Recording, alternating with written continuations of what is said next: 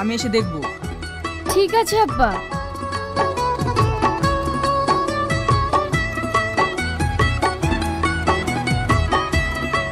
তোর কম্পাসটা একটু দেখিয়ে। না আমি দেবো না, তোরটা দি কর। আরে দে না একটু। না আমি দেবো না। দিবে নে। আহ, কি হলো তোর? দিলি তো আমার হাতটা কেটে।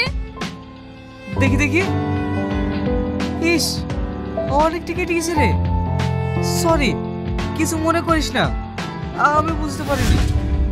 ঠিক আছে ছেড়ে দে, বেশি কাটেনি। তুই বললেই হবে, ছেড়ে দিলে অনেক রক্ত বেরাবে। আমি ছাড়বো না। নিজে কারবারি করে আমার হাতটা কেটে দিয়ে এখন আবার দরদ দেখাচ্ছে। তুই বিশ্বাস কর শ্রাবণী, আমি ইচ্ছে করে তোর হাতটা কাটিনি। কি রে, তোর চোখে পানি? তুই জানিস না তোর কিছু হলে আমি সহ্য করতে পারি না। ঠিক আছে, খুব হয়েছে, এবার বাড়ি যা, তা না হলে একেবারে বাড়ি যেতে পারবি না। ঠিক আছে তাহলে তুই থাক, আমি আসছি।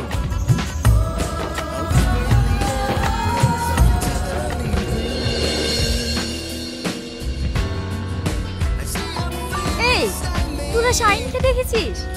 কই না তো। ক্লাস থেকে বেরিয়েছে, কোথায় গেল? এত খুঁজেও তো পাচ্ছি না। সবসময় শুধু শাহিন আর শাহিন, ওকে ছাড়া তুই থাকতে পারিস না বল? না মানে অনেকক্ষণ দেখিনি তো তাই। শ্রাবণী, তুই একটা সত্যি কথা বলবি? কি কথা বল? তুই শাহিনকে খুব ভালোবাসিস বল? জানি না, তুই না বললেও গোটা কলেজের সবাই জানে তুই শাহিনকে ভালোবাসিস।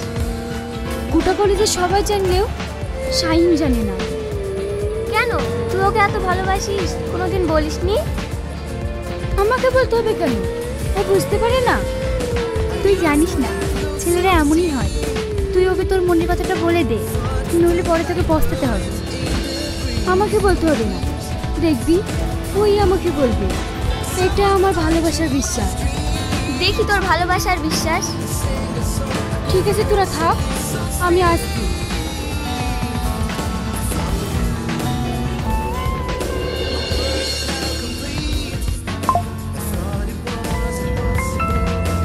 কি রে, তুই এইখানে বসে আছিস?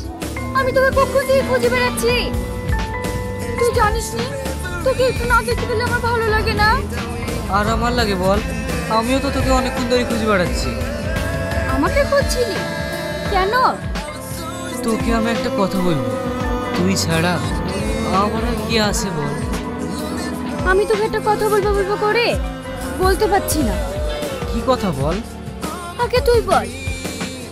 আজ না,